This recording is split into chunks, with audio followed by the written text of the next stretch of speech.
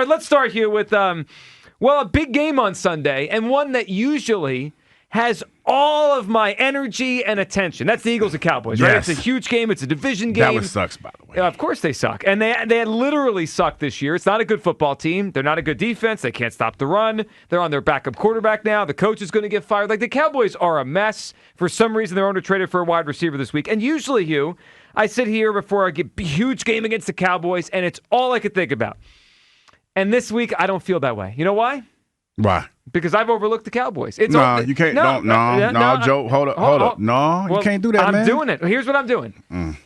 All I can do is tell you where my mind is at right now. And my mind... not on the Commodores. My mind's been on the Commanders since August, when I tried to tell everyone they were going to be better than the Cowboys. I tried to tell you, Joe. Yeah. I tried to tell you so, Joe. I did, and no one wanted to listen. My mind... Look, Sunday the Eagles have to take care of business. I think they will. They should blow the doors off the Cowboys. I'm just telling you how I feel. I've already in my head given the Eagles a win on Sunday, and I'm on to the Commanders. That's the game. It's the game next Thursday that will decide this division. I don't think this should be competitive on Sunday night or Sunday afternoon. The Eagles should win in a blowout, Hugh. I don't know about no blowout, dog. What? No blowout? No, I don't know about no blowout. I think this is one of those games that is always competitive because it's the Cowboys. I remember the year when I first got here, Andy Reid's first year. Got here, and we went to the Pickle Juice game. I just call it that. September 2000. And the Cowboys were heavy favorites in that game. They were heavy favorites because of the weather and all the other stuff. And I remember playing in that game, and we beat the brakes off the Cowboys. It's never – these games, especially this game, is never what you think it is. My first year here, I think it was a Monday Night Football game. I knew it was dark. In 98, we got blew out on national television by the Cowboys. These games are never what you think they are. I think they're going to be competitive. I know everybody's talking about Cooper Rush and how he hasn't played a whole lot. Man, do not overlook the Cowboys. I'm just telling you, as a guy who's been in this and who's been on the field, don't do that. Well, do not do that. I'm not going to listen because I expect the Eagles to win this game. I respect that. I'm not going to listen. I expect the Eagles to win this game in a rout, and then we'll all turn our attention to the Commanders. But that's how I feel on this Friday. Like, I'm excited for the game. I'm excited for another Eagles victory, which should be their 5th in a row. But my mind is on that game next Thursday. I don't consider the Cowboys a threat. I don't consider them even a good football team. They couldn't move the ball with Dak. And now we got Cooper Rush coming in here. Hugh, this should be a rout. If the Eagles don't win this game by double digits, then to me, that's not acceptable. They're way better than the Cowboys. They're better on defense. They're better on offense. And yeah, you're right, Hugh. There's been, it's a division rival. I get that. But you know what it's time for? You know what we're due for, Hugh Douglas? We are due to crush the Cowboys. The Eagles haven't won in Dallas since 2017. And you think they're going to go down there and crush them? This is the time. And guess what? Jalen Hurts, do you know how many times he's won in Dallas? In his home state? 0. Yeah. He's never won in Dallas. And you still feel that strongly about all this? Well, because it's now. Now is the time to reverse all this nonsense, to go down to Dallas. And, Hugh, we get a chance to bury the Cowboys. If they lose Sunday, they're dead. It's over. Their chances. No, I mean, I get that. Dead. Don't get me wrong. Them. I think we beat the Cowboys. I'm not saying that we're not going to beat the Cowboys, but I would not underestimate the Dallas Cowboys. I would not do it. I just, like I said, been in these for a minute, just would not feel comfortable saying, oh, we got this. It's a lot. Those games are different. We got it. It's a lot. These games are different. You know what? I don't know. Maybe it's just me picking this up. I sense a little Cowboy fear in you, Douglas. Ain't no Cowboy fear. It's more. It sounds like you think this is going to be a close one. You know what's funny? Fear and respect do go hand in hand. I'm not going to say I'm afraid of them, but I do respect them a little bit. Don't like them, but you respect them. What should I respect on this Cowboys team? Familiarity breeds contempt. They can't run the ball. They can't throw the ball. They don't play good defense. Went out and got another receiver. Who stinks too. They went out and Cooper Rush. Man, Cooper Rush has won some football games in this league, man. You expect me to sit here on a Friday before a Cowboy game and fear Cooper Rush? I'm not saying fear Cooper Rush. I'm saying don't go into this game feeling like you could just roll your Eagles helmet out there and they're just going to fall apart. They've heard all week about how they're going to get blown out and da-da-da-da-da. They hate us just as much as we hate them. Sure, they're going to try. And they're you not don't good think enough. this is the thing. You don't think that their fan base feels about them the way that we feel about them is saying, "Hey, whatever you do, beat those stinking birds. Don't let them come to town and da da da da da." It's a mutual hatred for one another, man. I'm sure it is. I don't like so. That's what I'm saying. Don't go in here thinking that it's going to be a cakewalk and look overlooking the commies. Well, I'm sorry.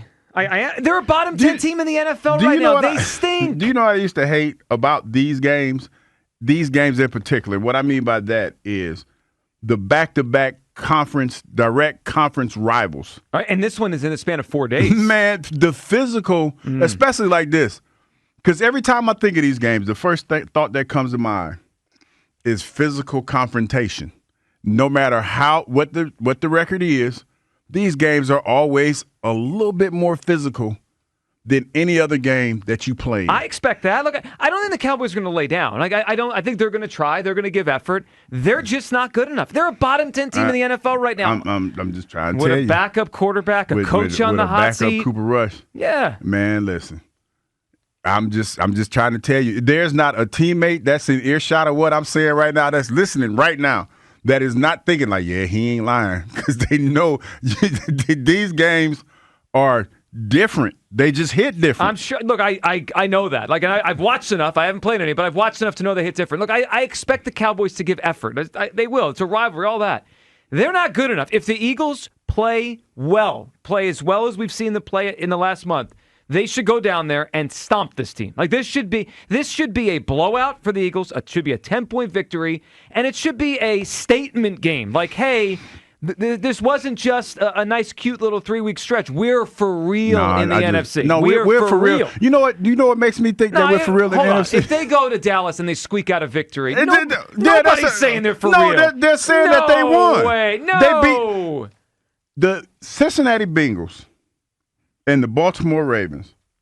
Last night, I didn't get a chance to watch the game. It was a great game. 34-35. Because the Bengals have Joe Burrow. Man, I'm just trying to tell you, these games. We have Cooper Rush on the other side. Different. They hit different. No. If they had Burrow, it's a different story. All right, 215-592-9494. Where are you in the game? Like, I have already decided this game is done, over with. The Eagles will beat the Cowboys, and half my mind is on that Commanders game next week. Half his mind. I am. Sunday. He left. Sunday at 1 o'clock, we're doing the pregame show. I'm going to have like half an eye on that Commanders-Steelers game, and my other half I'll be doing the show. If I check out of that, I'm sorry, Hugh, because I'm watching the Commanders. Ain't nothing wrong with that. I check out. I know. 215-592-9494. All right, let's hear from Brian Baldinger talking about, well, he kind of agrees with Hugh on this. Don't overlook the Cowboys. I wouldn't overlook it. Mike is coming back.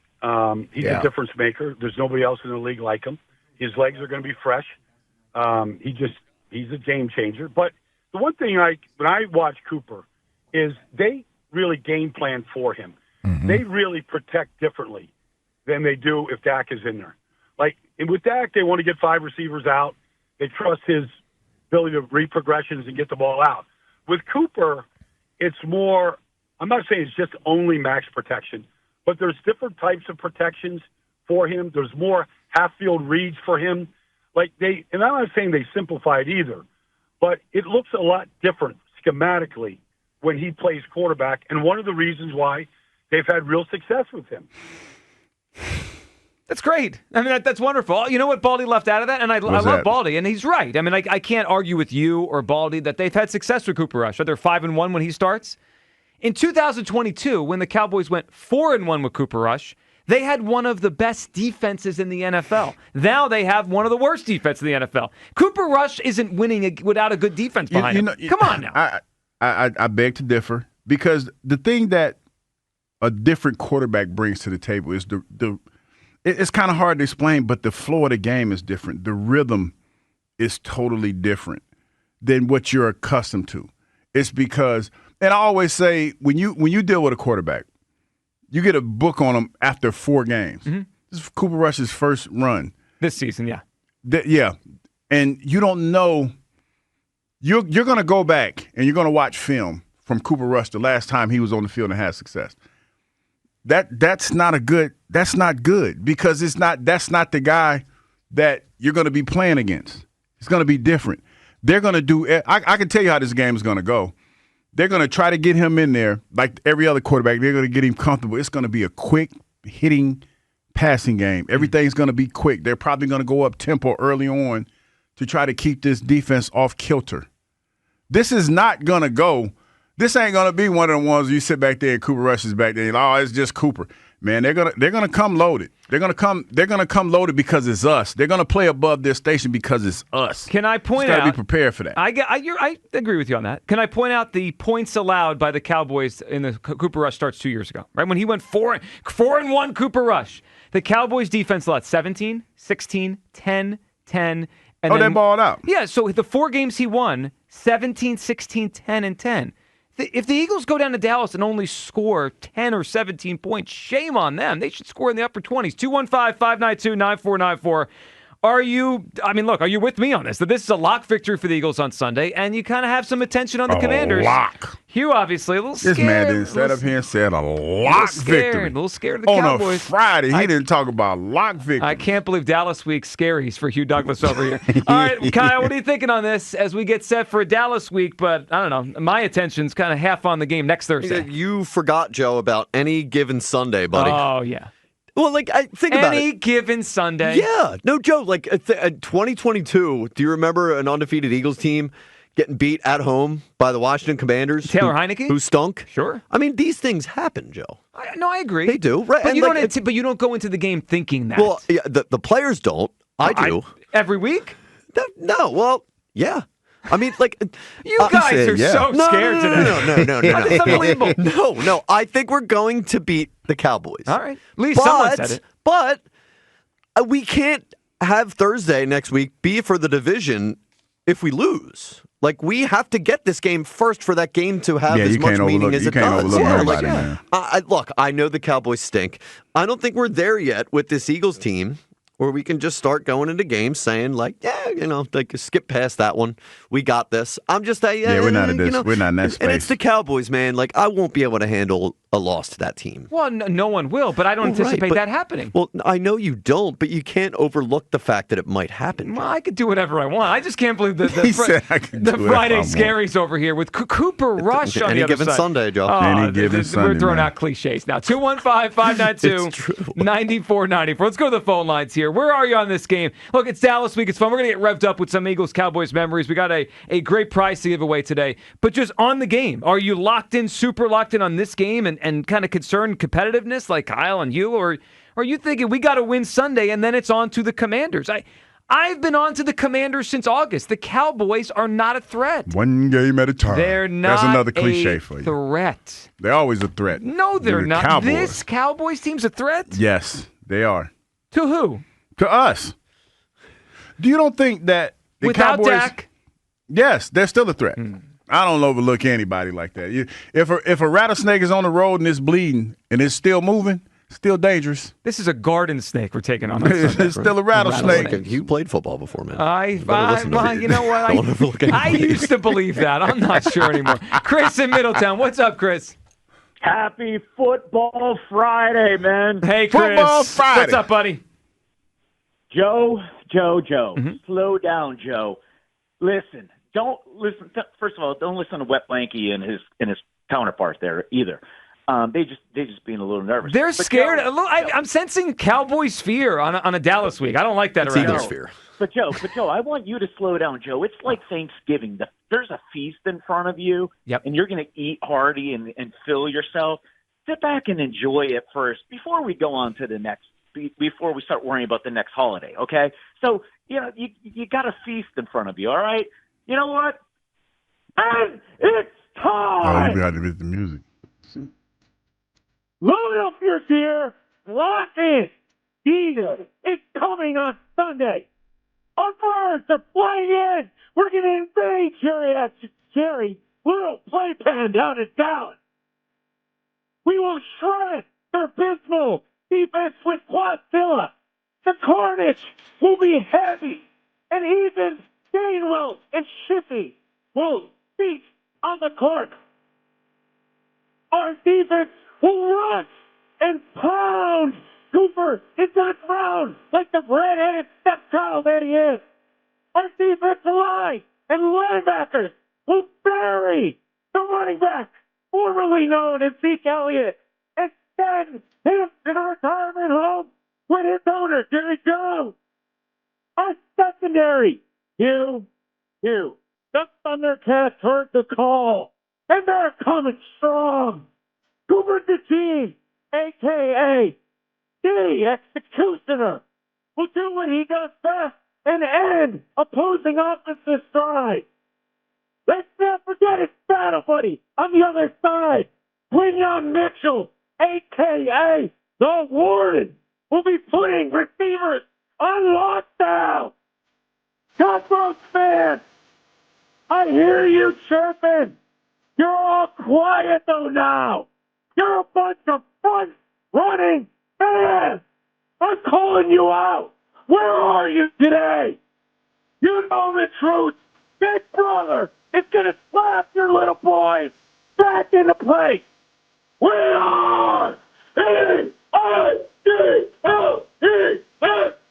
Eagles! Now that is a Football Friday call. Now that's what I'm talking about there.